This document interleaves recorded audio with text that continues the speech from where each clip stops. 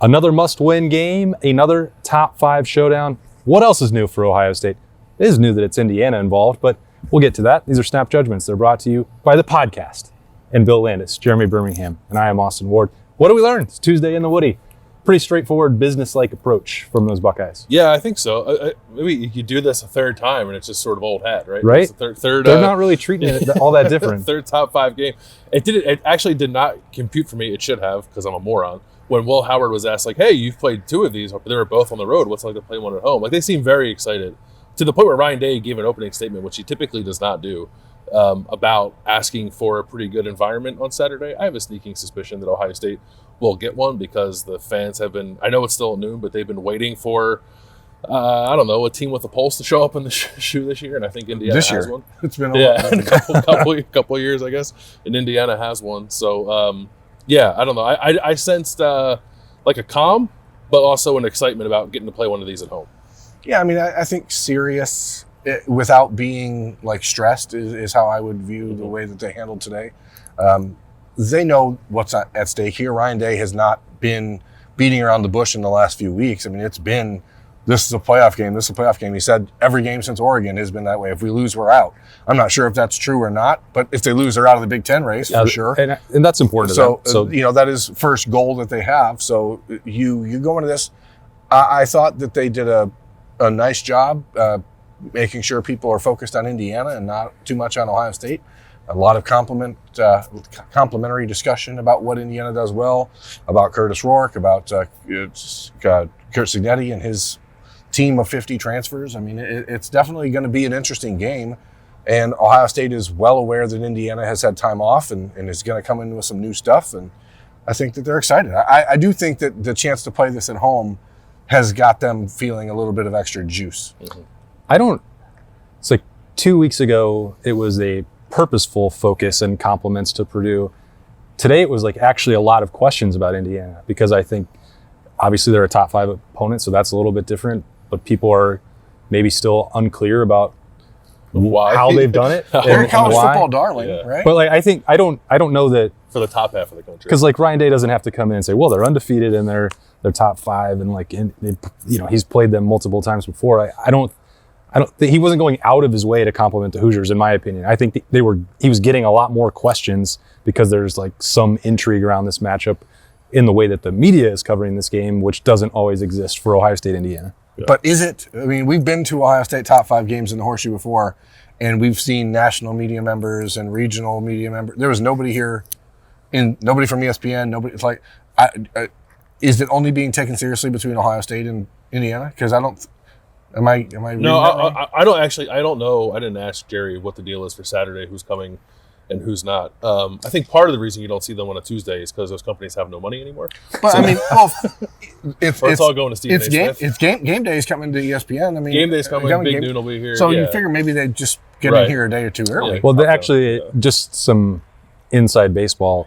A lot of that stuff was already filmed and recorded last week. No one was expecting Ohio State to lose to Northwestern, so. Tricky. They have been in and been working on features for Saturday already. Got it. Okay, but still, where's ESPN? Where's Adam Rittenberg? I'd like to know where Adam Rittenberg is right now. I actually already know that he's not covering this game either. Because he was covering the Northwestern game. Because Jake Trotter will be covering this game for ESPN on Saturday. Okay. So that's a lot of media insight. I had not really thought about it, but in my head, that's weird. Like normally, top 5 games, big games, there's other media, and it was not really a bigger than usual contingent. I mean, you can listen to the way that Ryan Day, Jim Knowles, and Will Howard talked about Indiana and see that they have a healthy respect for them. But I would say, to your point, outside of Ohio State in this building, the I-70 Beltway, and for Kurt Signetti talking about the belief that he has in his team, I don't think that anyone truly nationally takes Indiana seriously for this game. They choose not to. I think they should. I think Berm said they're college football darling. Like I don't know that they are, because I think a lot of college football media hates them and wants them to lose. Southern-leaning college football media in particular finds Indiana to be a nuisance. and a team that is blowing up the college football playoff race sort of needlessly with the schedule that it's had so far. I think they're a good team. I think Ohio State believes they're a good team, and that's kind of all that matters. So there was a lot of talk about like how good and how well Curtis Rourke has played this year, and he has played. Curtis Rourke and Will Howard could make the argument have been the two best quarterbacks in college football this year from a statistical standpoint. They're second and third in the country in passing efficiency. The guy's number one is Jackson Dart, I think, right? So two good, experienced quarterbacks have been playing very well. Good receivers at Indiana that are going to challenge, I think, a unit for the Buckeyes at the cornerback. They haven't played very well, I don't think, since the Oregon game. So there's enough there to occupy Ohio State's attention. How it's viewed outside, I couldn't tell you, but I think rightfully they're viewing Indiana as a good team. Before we get into the specifics about Indiana and the matchup, I think Ohio State's sort of in a lose-lose situation when you enter a game like this. So Indiana is a 12-point underdog.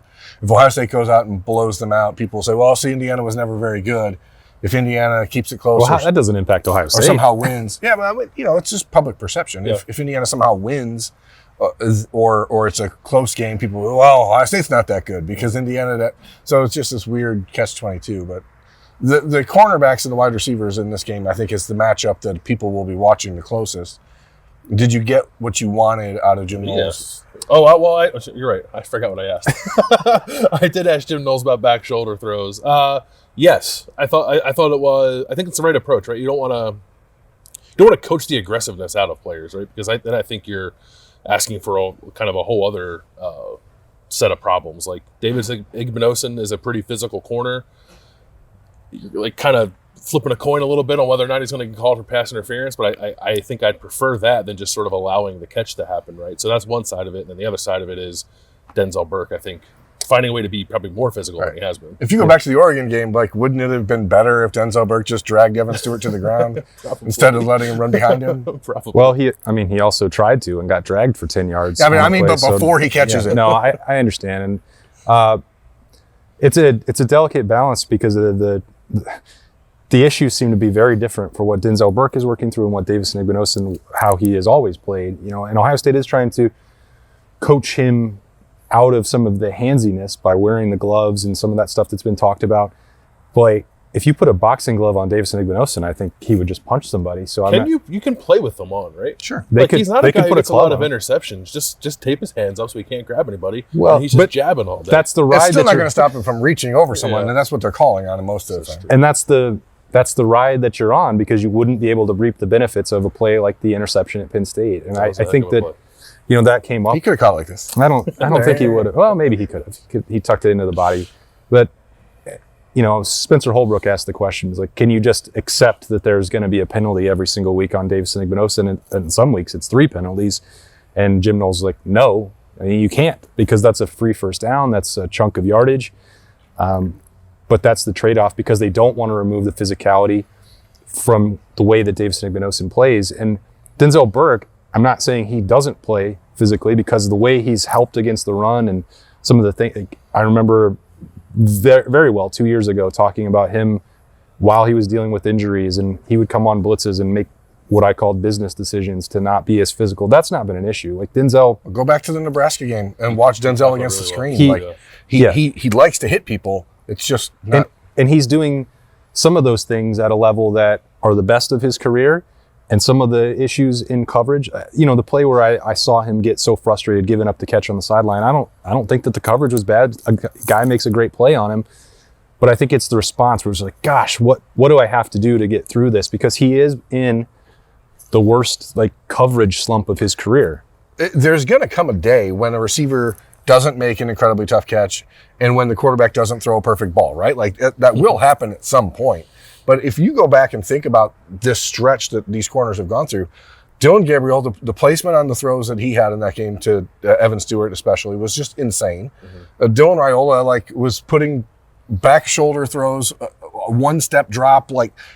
How is this happening? Even the dude from Northwestern, Jack Lausch or whatever, that throw that you're talking about to Bryce Kurtz on the sideline is perfect. Yeah. And then the catch is perfect. And then the next play, he does it on the other side to Igbinosun and Caleb Downs. Sometimes the opponent just makes a good play.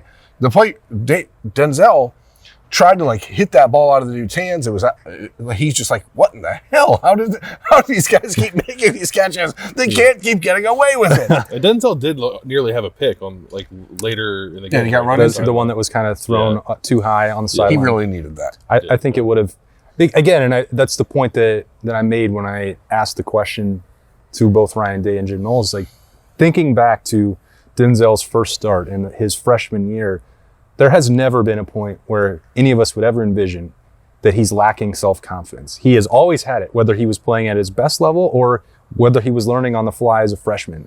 And I don't believe that he's mentally down on himself. Ryan Day said they've had some conversations and some heart-to-hearts, in the last couple of days, and that Ohio State remains confident in him, and Denzel Burke remains confident in his ability, and I believe that. But I think that's also why he's so frustrated when the results are not coming. No, and I was watching the NFL on Sunday, and I had this recurring thought in my head was that no one covers anyone if there's no pass rush. That's true. If there's no pass rush, the guys are going to be open. So these things do go hand in hand. And to me, the biggest takeaway of the day is Jim Knowles saying that C.J. Hicks's future is very likely to include a lot of being on the edge, which is interesting, a stunning revelation. I wonder where that came from. And here's the real deal, folks. Like, everyone knows that that's where C.J. Hicks should be. Including C.J. Hicks. Including C.J. Hicks.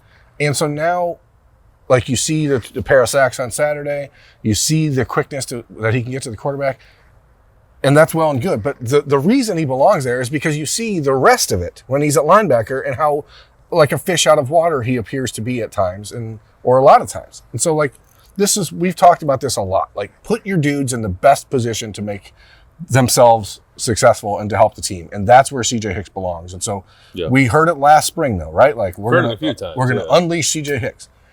Let's see if that happens, because you saw on Saturday that first step off the edge is very good. Well, if they want to use the jack position against Indiana on Saturday, they may have no choice. The Buckeyes are trying to get Mitchell Melton back on the practice field later out here today to go through the injury update. Jeremiah Smith, good to go. Wouldn't expect anything different. He's obviously going to play. He's not human. Even if the ankle heal like him. Wasn't 100%. He just attached a new foot. Yeah, so he just touched it and it was better. And he's good. Will Kazmarek supposed to get out on the practice field later on Tuesday as well for Ohio State. So that's sort of the rundown there. But to that end, I wonder if C.J. Hicks showed enough things. And Jim Knowles said that he likes both of those guys playing the jack. And I wonder if what happened Saturday for C.J. Hicks against Northwestern, injury or not, if that changes their mentality, changes their personnel approach, changes the number of blitz opportunities for him, because he is good at that. He's very good at it. He's excellent at it. And even the last couple of weeks when they've played guys, when they've rotated a little more, C.J. Hicks playing in the box still does not look very good. But when he's up on the line of scrimmage, or I guess if he starts in the box and then is attacking from that position, I think it looks great. Because I feel like there have been times the last couple of weeks as they've tried to ratchet up that pressure, get a little more creative. You still have guys that are kind of just like running right in the box as opposed to trying to avoid them. And at least on one of CJ sacks, he did an excellent job. I think he kind of cooked the running back and ran right around them and got that sack. So he seems even pretty adept at that, which I think this team could use more of, because I like that they're sending more pressure, but it has to get there. Otherwise you get plays like we're talking about against Denzel Burke. So it all does kind of marry together, and maybe CJ Hicks is a guy who could help them cover a little better on Saturday. Rush and coverage. I believe they work together. Yeah. By the way, I thought you said he had a pair of sacks on Saturday, and I thought you said Paris accent on Saturday. So I've just been thinking about CJ. CJ Hicks. Do you guys think it'd be weird if I asked Jeremiah Smith to just touch my foot? Yes. And your knee?